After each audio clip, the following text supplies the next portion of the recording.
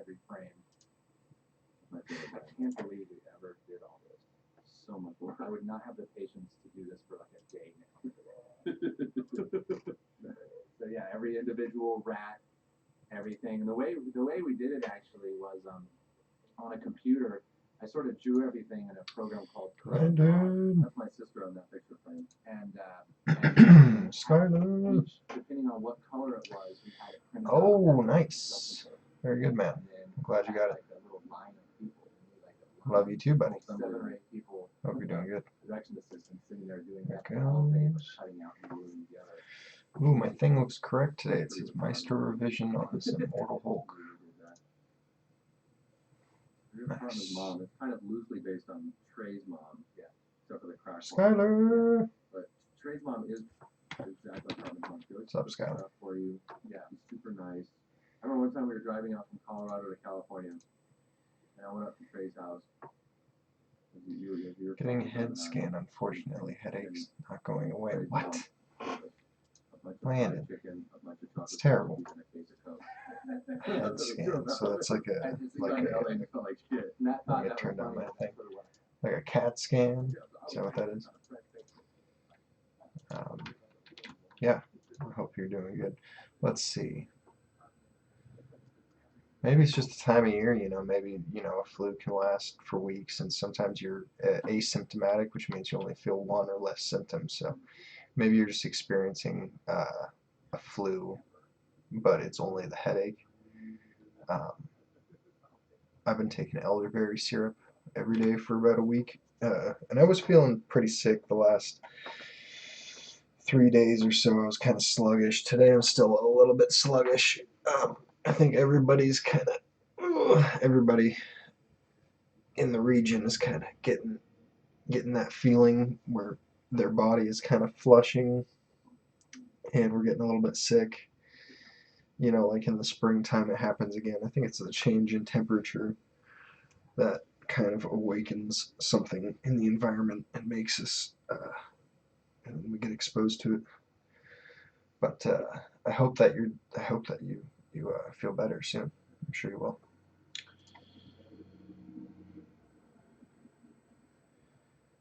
Oh, totally. That has happened. Yeah, absolutely. Not like a tumor. No. Sinus. Yeah. Yeah. Go lay down, buddy. Put an ice pack on your head. I'm listening to South Park's audio commentary from season 1, episode 1, going forward. Break up the Addams family. So this book has a huge line and crease down the middle, so we can solve that crease with a press. But this line, you could never fix that unless you send it to someone like moi, who can create an illusion that it is not, that there's nothing wrong with it. Yakuza 7. Ooh, sounds like a video game. I have no idea what that is. Is that I'm going to be racist here and assume samurais, racing, mafia, or samurais. What's that game about?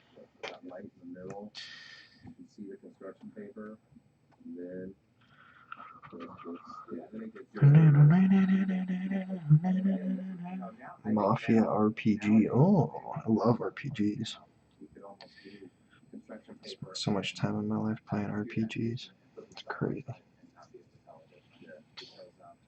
The kind of maestro that I like is like a really bushy bearded maestro. I don't like when he's got like weird long hair.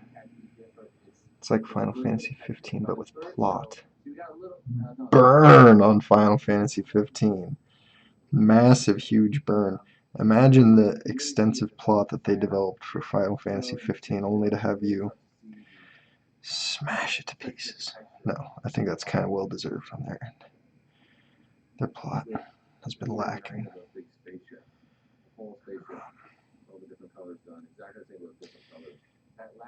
Yeah, I could probably get into that, but I'm trying not to play games, as you know. But I used to play World of Warcraft every day. What plot? There's like 15 minutes in number 15. Oh, right. That's the one that was different, right? I've only played a couple of Final Fantasies, but that's the one that was like took a departure from its normal thing, right? And then the plot was different. So yeah, you're right about that. I don't know. You know more than me. I just assumed it was like every other Final Fantasy. But 7 had the best plot, and 10. I'm a bad influence. 12 was cool. Oh dang, you must play them all. I played number 8, I believe, and it was fairly entertaining. It was pretty good for a little while, but I never finished it. And then I've watched my friends play the other ones, and I've played like Tales of Symphonia and some other games that are very similar, like JRPGs, but I haven't really got into all those yet. Real great combat and graphics, but they scaled back all the plot. Gunblades. I loves me some Gunblades, you know, man. Who doesn't like Gunblades?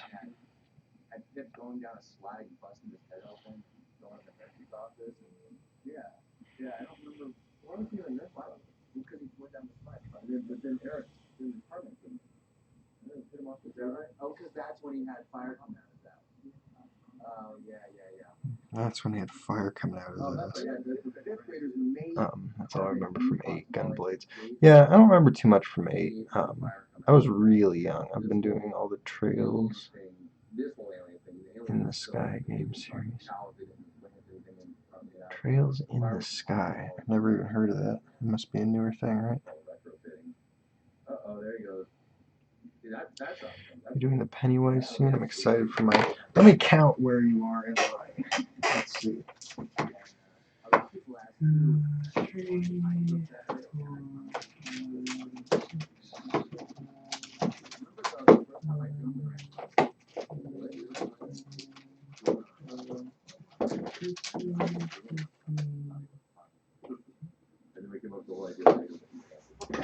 So, you're number 15 right now, Landon. Or actually, it's like number 13 or something.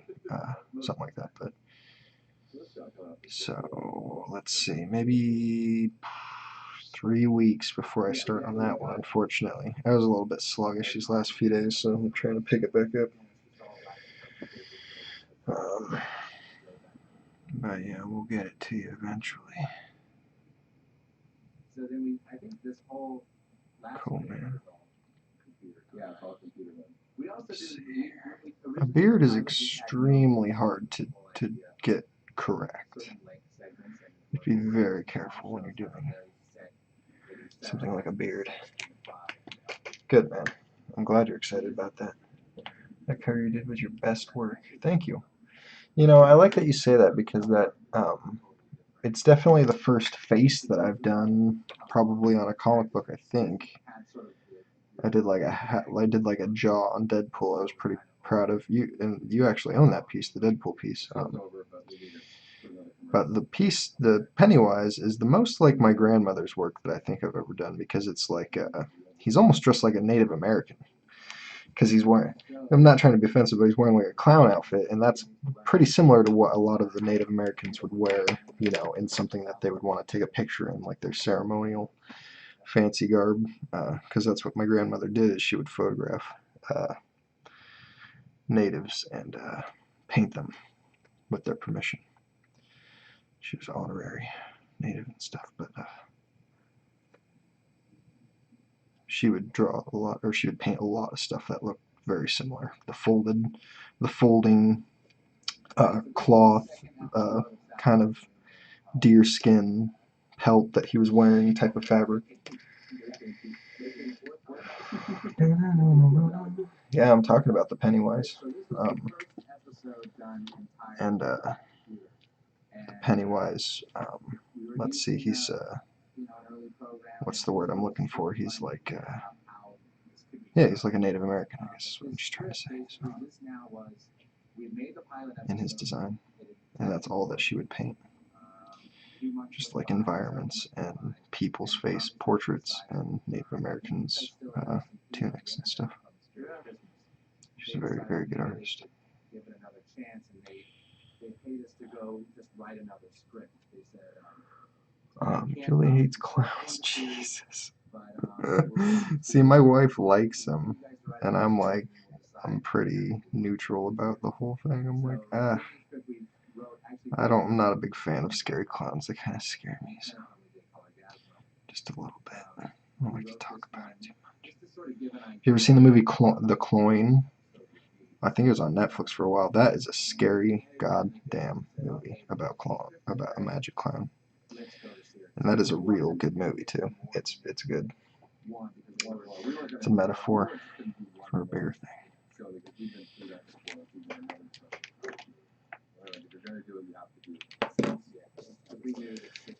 That's how it's pronounced. The Cloyne. It's like clown in like Swedish or something. Let me see if I can find it really quick. Now I can't pronounce anything.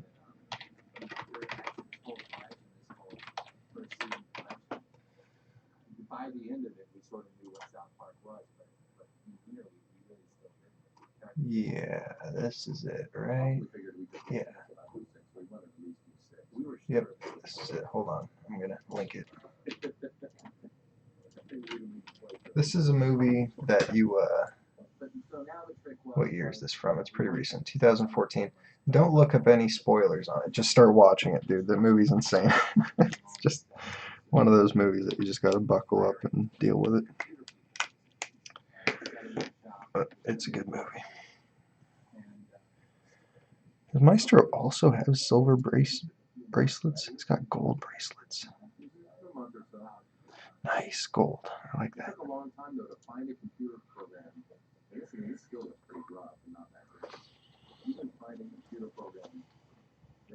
Yeah, but I warn you, it's scary. But it's kind of like It level. So if you like the new It's, then you like that one. So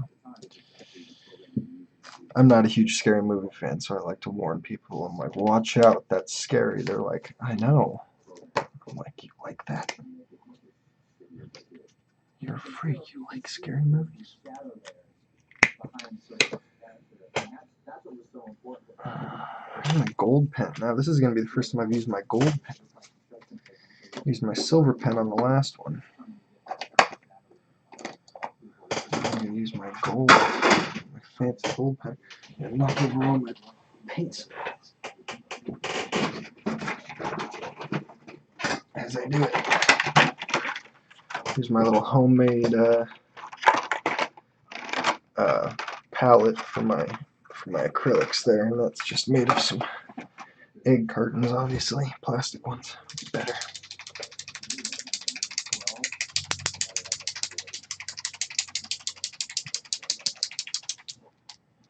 The whole idea, a lot of people were wondering, this was sort of the first pick on a celebrity episode. And just almost like every other episode where we do a celebrity, it's completely random. It wasn't any big need to pick on Hector to get rid of it. It was just random celebrity. Part of what we wanted to do in South Park that really made us happy was the whole idea of deconstructing celebrity, and the whole idea which again was also kind of new for its time. It was the whole idea of saying, these people that are celebrities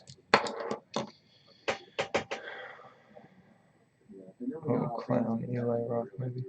I've seen this. I'm part of it. What do you mean you're part of it?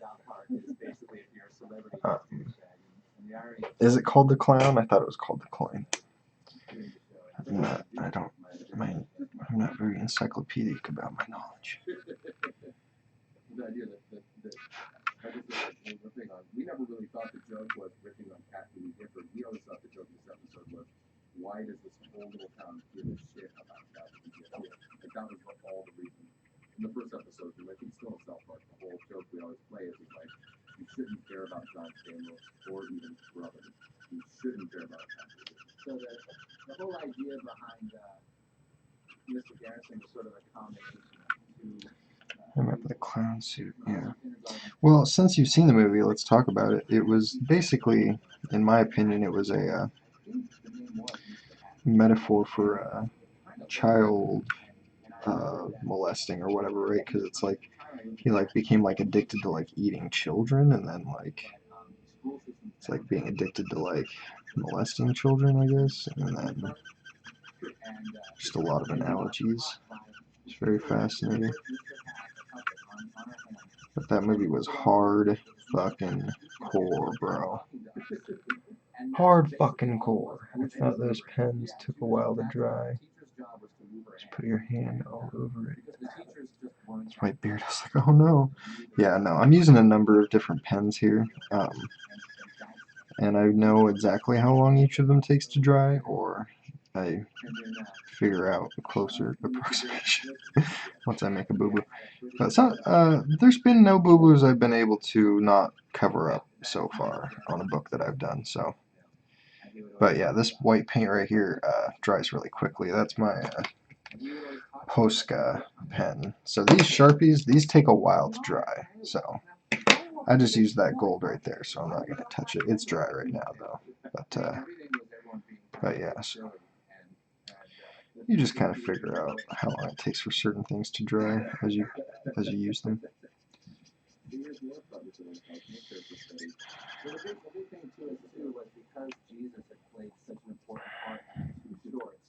It played an important part in Spirit of Christmas and the very first Spirit of Christmas that we did in college.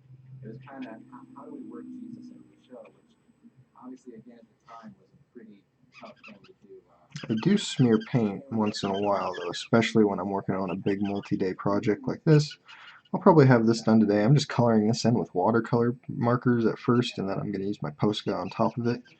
But I'm going to be using pretty much very few Sharpies on this. I don't think I'm going to smudge anything at all, you know.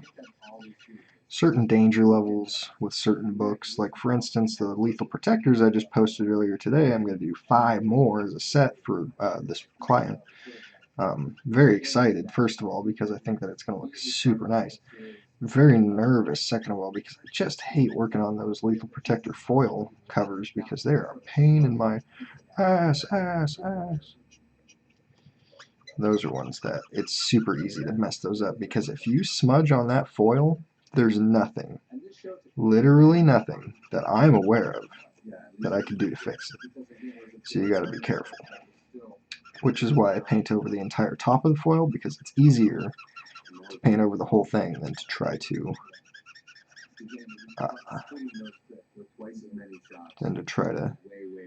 do like a selective surgical strike. That is extremely dangerous and extremely hard. A fool's errand, if you will.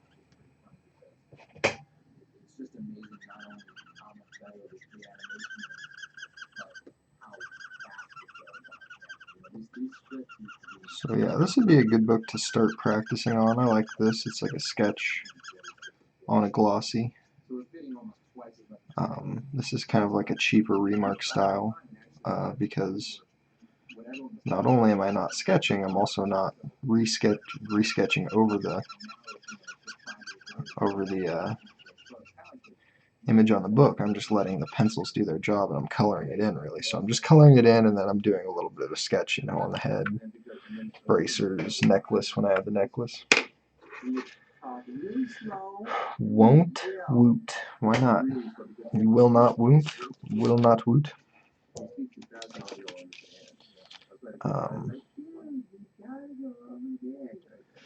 So like I've got to fix his head, right, because he's bald.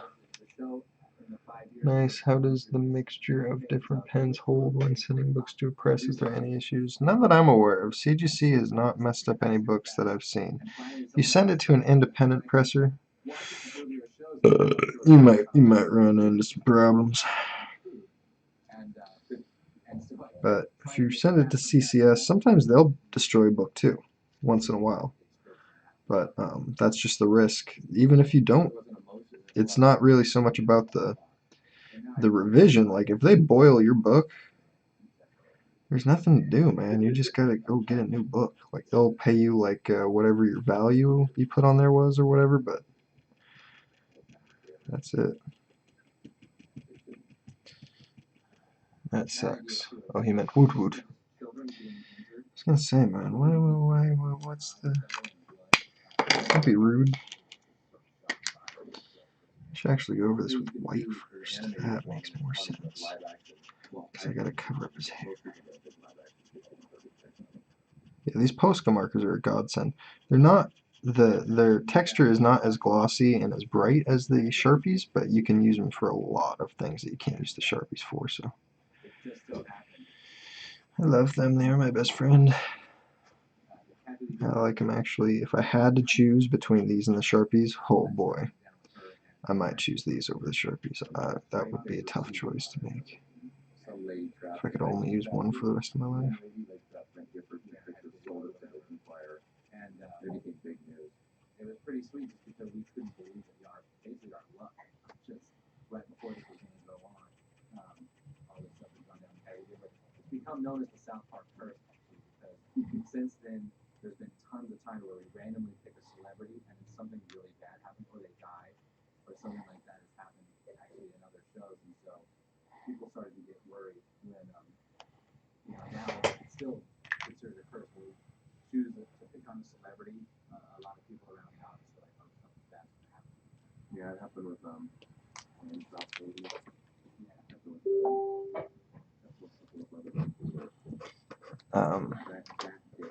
Kind of difficult to listen to a voice thing. Let me bring it up on my phone, Cliff, in case it's urgent sometimes.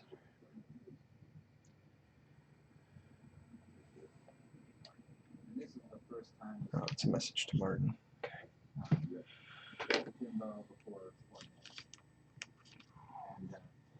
Jimbo and Ned were sort of these two characters I used to draw in high school. This is sort of a cartoon strip, where they did basically what they do.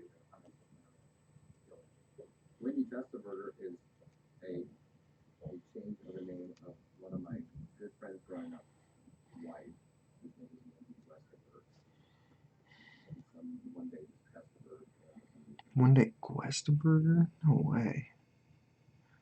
He just said Wendy Testaburger is based off one of his friend's wife's names, and her name is Wendy Questaburger. That's amazing. I wonder what Miss Chokes on Dick is based off. Look at that camera. It's pretty funny too, because these were our. We still have a thing in South Park where we sort of the oh no factor is crowd shots. Whenever it's like a script has a quote unquote crowd shot, which we have a lot in the show, where people are all hanging out in town square and doing stuff.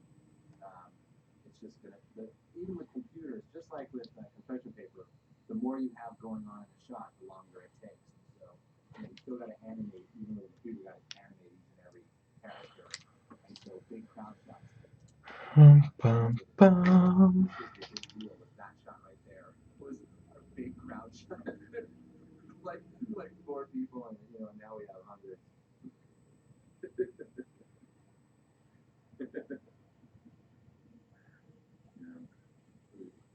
And the whole idea, I think originally we were gonna keep the whole Stan and Wendy love interest thing really going and developing, and it just sort of naturally kind of faded away. And I think a lot of it has to do with the fact that you really just don't give a crap in the 3rd grade about your quote unquote girlfriend. And I think that it's kind of cool. This whole time they have been sort of boyfriend and girlfriend, but they don't hang out very much, and they barely know each other. So that's the way it really was. Yeah, that's break up one week to get back together next week. You didn't really go hang out for anything at the time. Sort of. Yeah, that's true. What I do now. Yeah. Oh, that's a big crowd shot. Big crowd shot there.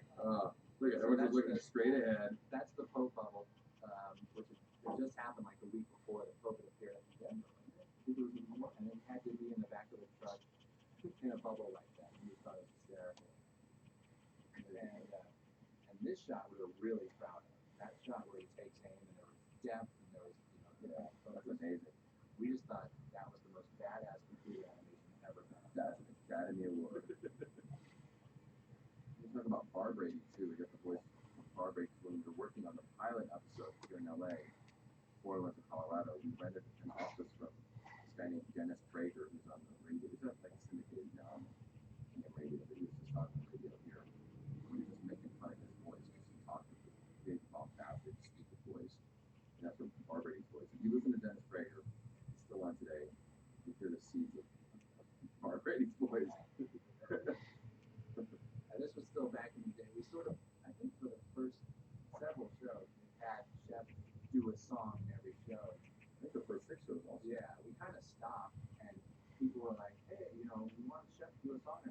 well, kind of done that joke to death. And it's just become a thing where I think just now we're sort of used to having, ready to have that person come to get just because it's sort of like coming up with a penny death in every show. It's kind of like, all right, we're doing funny anymore, we're just doing it to serve its own purpose. We've had to do it. Like a story would be going that we'd have to take a break to be able to do the whole song. And we come back to that whole story. But the same thing here too, it was at the time it was real shocking to have some sexual innuendo sung about Chattanooga for a celebrity that you do that to. Whereas nowadays it's still fun to do that. So everyone's hot for Chattanooga. What do you think about it? Well, it's a repository. Go figure.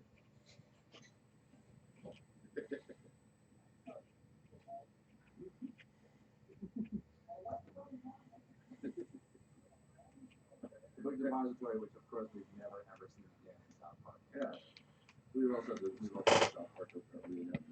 My job is cool, but to be the guys who did South Park, I would trade any day of the week, bro. That would be, that's like that's a true dream job right there. That's like,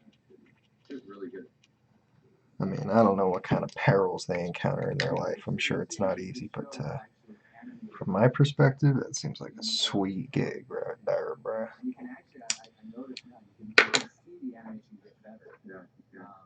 Not really the text. We started to figure the textures out or anything, but you can see, there's actual body positions. Watch the animation when he drops his gun. There's actual, we're starting to get the hang of moving things around the right way. Even that, it's better than stuff we can do.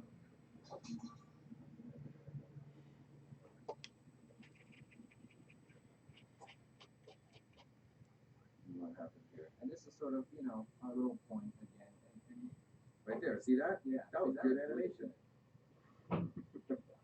Again, you can sort of have this smooth effect on we've incorporated more in the show now, but we still try to, even though we're doing computer, we still wanted to do 2 frames a second basically to make it look stop motion.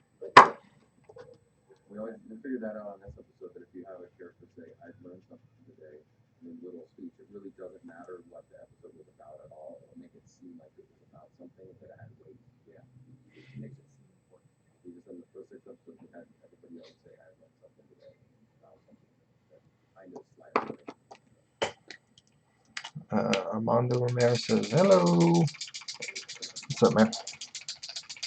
Oh, you guys haven't seen that? Some people know what's going on in the show.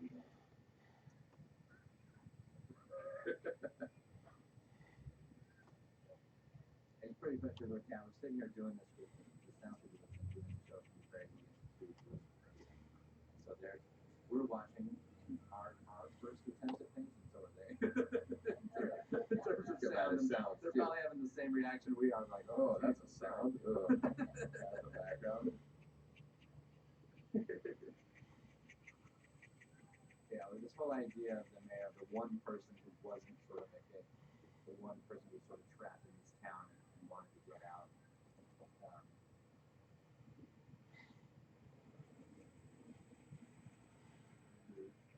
Garrison, it just became a force. Garrison was always going to be this sort of side character, but he became one of the most complex characters we have. And how? Basically, it's pretty funny because if you follow him through the seasons of South Park, you see, he went through this whole thing where he wasn't gay, and then Mr. Hattis left him, and he had to go find him again, and he had to twig for a while, and then he finally went off to the mountains and admitted he was gay. And all that, it really, his character and his stories follow like a soap opera. They're the only thing about South Park that has any continuity and really does have an arc. Yeah. And throughout the 5 years, and it's still continuing now. He's just sort of the soap opera element in the whole series that has a real story going on. And so we got done with this show. Had to go right into the next one, which we didn't have an idea for until about right before we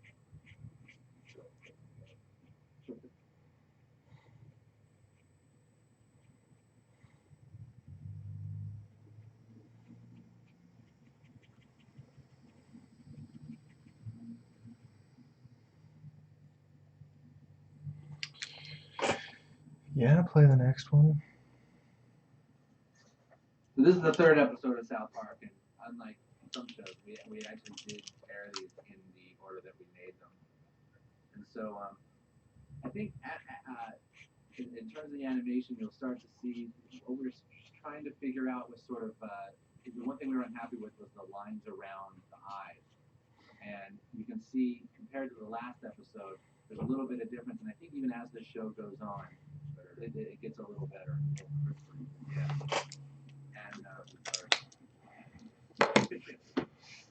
you can see the texture in Mom's hair. You can kind of, and the texture there of the touchpad with the car, you can kind of start to see those come out, which will come out more and more as the shows go on. And this episode, we started getting ideas from.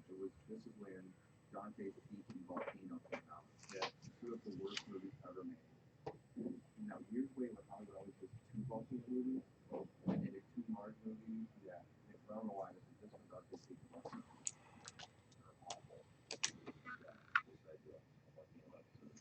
And unlike, it's pretty funny because this, I think, is the one episode where just about everything else in this whole first series of shows, you can sort of say, well, yeah, back in '97 that was pretty hardcore, but now it's not at all. This is probably the one show where you can say, okay, this you couldn't do anymore because this is the show where we actually have kids sort of drinking beer and then pointing guns at each other and saying they're going to shoot each other with guns.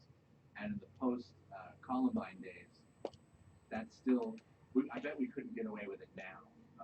No way. We couldn't do the show now because back then it was just sort of funny, kids pointing guns at each other, and it's not so funny now.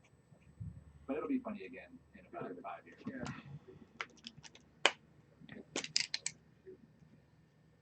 But this was the first episode to have Ned in it. We'd had Jimbo in the last episode, but we added his buddy Ned, who when I had drawn him in high school, he was just sort of the buddy. He didn't have the voice box. The voice box was something we came up with. Matt and I used to go to Kentucky Fried Chicken in Boulder, and we were at the University of Colorado, and we would always That's really all there is to Maestro. But sometimes you go, and especially if you're trying to get a hangover, you'd order like, okay, I want the 3-piece chicken with mashed potatoes. In most of his iterations. Original or extra crispy, and you just suddenly were not hungry at all. That's pretty funny. And so we went. I remember we went through a whole hour's worth of trying to find Ned's voice, which for us is a ton of time to spend trying to find the voice. We tried everything, including putting the mic right on your throat, and we actually even got one of those voice box things. Remember, when we were trying it, not realizing that you needed to have the little diodes actually on your throat for it to work. But we tried all kinds of things, and basically finally just realized that if you just start it out like this, it works the best. So,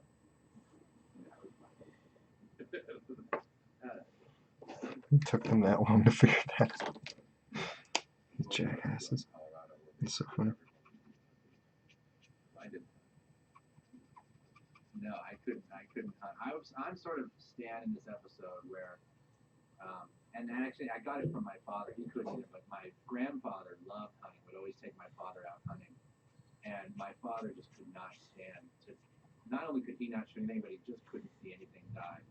And it's not out of any righteous anything, because I'll eat anything. It's fine as long as it's a burger on my plate. I just can't watch something die, and so it just really. Bummed me out to ever hear about people hunting. I could never go on a hunting trip. I think even in Scouts we had little hunting trips that I would always pretend to get lost. I can't fish either. And I love the whole idea of fishing. I think it's great. I think it's a pure enough thing, and I see people doing it down in Hawaii and stuff and catching the big ono, and I love the taste of fish, and I'll eat anything, but it needs to be a dead fish before I'll eat it. Because if I see it die, I feel too guilty. It's just like a restaurant where they bring you the lobster first. It's like, no, dude, no. I can't eat it. Must be nice. So here, yeah, this is the big pointing the guns at each other, all shooting. That's in TV history right there. So the other new big character we introduced in the show was Stan's father. But actually in this episode, he's not Stan's father. The geologist. He's just the geologist in town. And later we decided, I don't remember what episode it was. I'm sure it was one of these coming up. We decided PB Stan's dad. But this guy, this geologist here, is my father. That's my drawing of my father, and that's me doing an impersonation of my father's voice, which is pretty close to mine. And pretty spot on. as I get older, it gets more like his. But my father is a geologist, and with the USGS, and so and he is just about sort of this scene here, and then he takes a sip of coffee. Yeah, that's about how my dad would react then. So the big idea behind this, episode was sort of true to where I grew up, which was near South Park. South Park is actually Park County in Colorado, sort of right in the middle of the state. So there's a North Park County, a Middle Park County, and a South Park County.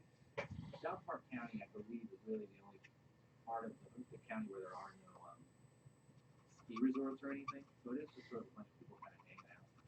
And this is an Indian fire trip, which I actually did with my friend. We started a big fire in Colorado. We did that exact same thing right there. And poured gas on them. no, we poured gas on an open thing, and we tried to. It's called the Indian fire truck, and usually it works, but if you get the gas back in the can, you're in trouble. And if I tell that story to my dad, he almost pees his pants. He thinks that's so great that I almost burned down all Colorado.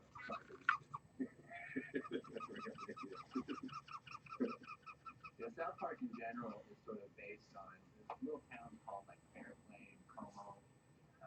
I actually grew up in a little town called Conifer, which is about 20 minutes away from this place. And they're all got the same kind of small mountain town feel. All those they've changed a lot. It is because there's no ski items. Like, why would you go there? But South Park is big, high mountain. It's really actually quite beautiful when you're not living there.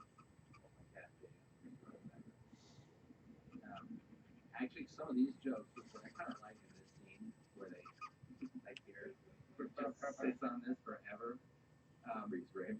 That actually, yeah, it is just a freeze frame because this was the first show where we kind of got it all done and got it there on the editing machine and realized we were like 2 minutes short. Yeah. And we were basically like, oh my god, what are we gonna do? And so the first thing we did was create some jokes like that that just went on and on and on. And the second thing we did was added an entire scene of Ned singing Kumbaya. It took up about a minute, About a 10 seconds. But it doesn't have anything to do with the story. Yeah. Like that was weird. But it's pretty funny because the whole idea of a show being short nowadays is pretty ridiculous. It's almost always now we're too long. We've got to cut stuff out. Here it is. This is the story of Stumblefoot. This came from Wheel. Go out to Colorado, you're very late in Boy Scouts, and you go camping. You always go to stories in Festival, Colorado, Jack, all those kind of things.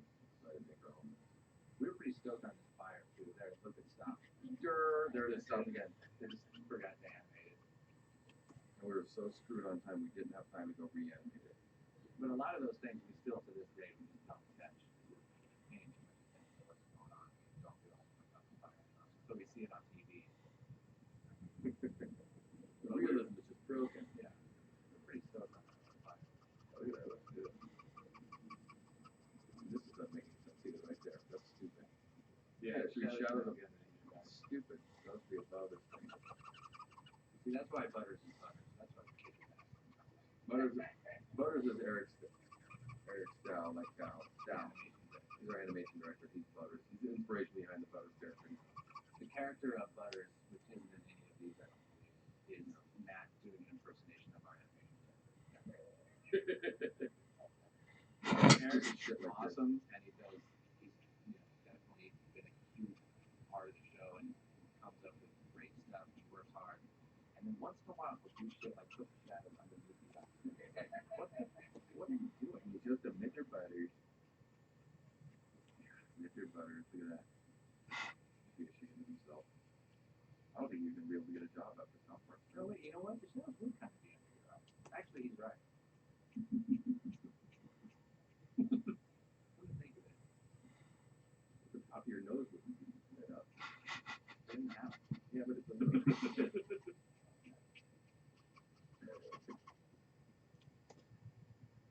mean, I don't think there are any active volcanoes in Colorado, but then again, there's no active volcanoes in fucking Los Angeles, which is the home for the United States. Yeah, you gotta figure things out.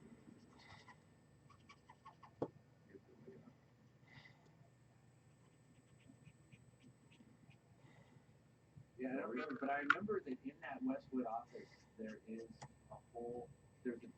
crude drawing of Sutherland, and someone told me they were up there. There's an office still there, and that they left it up because we were sitting there talking to Debbie, one of the comic people. We were talking about some character who had been sorry having we don't know.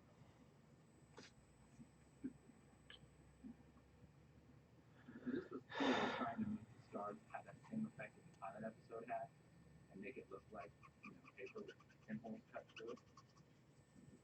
It kind of works. I don't know if this is comics people. They get that kind of stuff apart with no reaction from it. Yeah. Because apart is like the unit length of jokes. Put stuff apart, you can do like 800 different jokes. And this was apart, and nothing. And that was the joke. Part of the stuff. This water too, I remember we were really proud of. Every show in these early shows, every show presented some new kind of problem. How we're going to do this on a computer. Do it on a computer, but make it look kind of like the stuff that they do. Yeah, you make it look like something that's made out of materials you could buy like art and craft stores.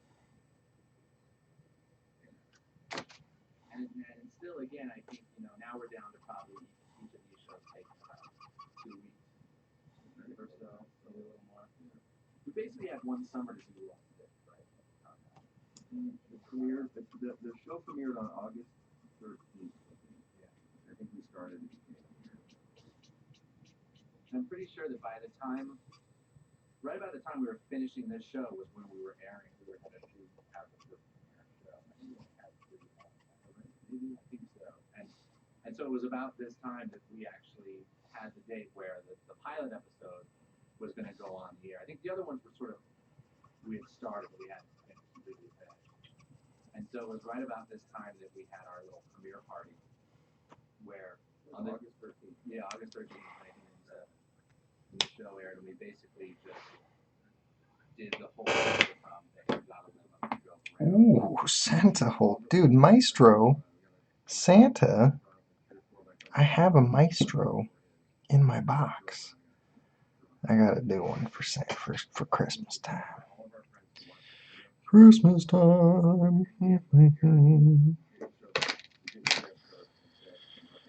See, what I'm gonna do now is go in and fix these broken lines in the book here. Like 5 songs, we were super fucked up, and then we partied. We thought it was great party. And the graders are gonna think this book is perfect. But we would never have such a Santa Bobby. Yeah, Santa. Yeah.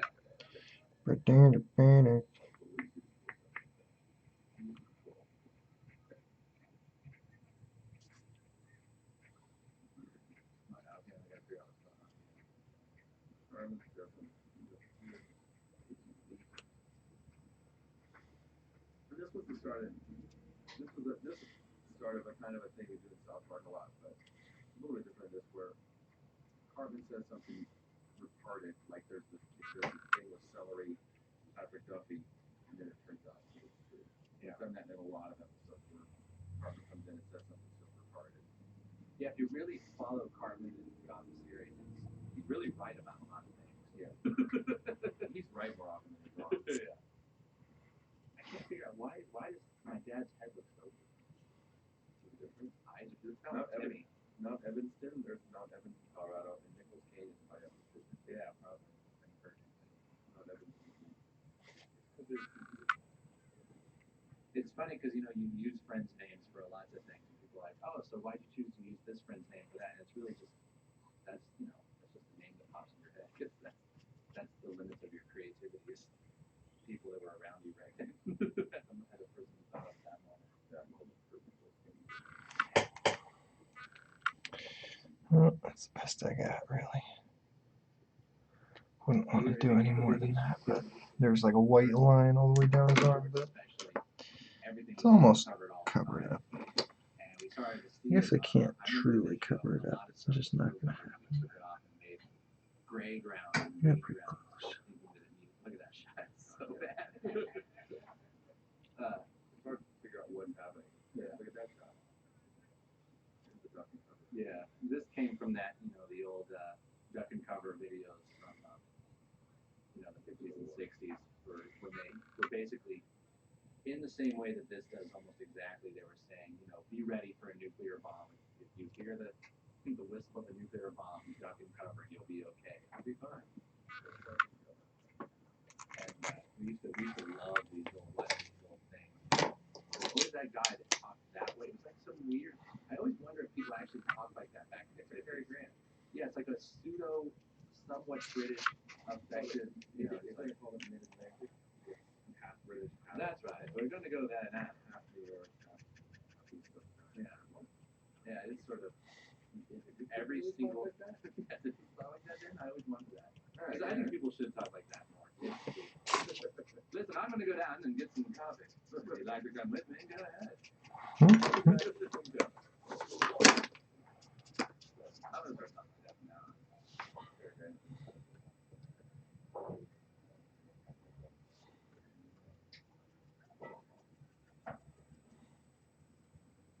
Yeah, because they said his mother was British or something. So it kind of had an excuse. Okay, I'm going to go down the fence. This is bad. I remember a really huge thing in this show too. We spent tons of time on our way to last time was making lava. Oh yeah. People were kind of like we had seen volcano. We're like, we gotta make it look like that. Right. We thought we had that. Like they CG their lava. Yeah. We did CG our lava. We did tons of that. Some of the things just funny to what they look like. Really bad. But we just spent a lot of time. Look at that though. And that's from Volcano, the lava ball. Yeah, lava ball. Yeah. See, we do learn from this stuff. Yeah. We learned all about volcanology from Volcano. And from Star Trek.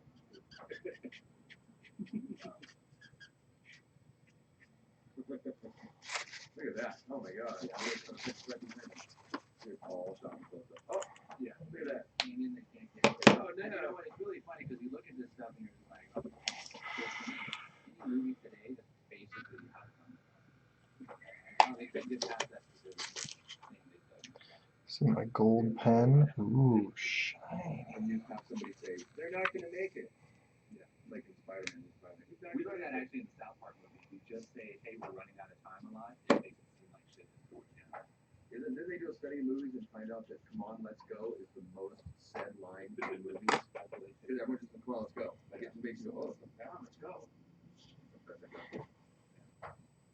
And Patrick W. is another one of those random people. No good. Makes sense. Just super bland. Alright, I'm going to let this dry for a little while.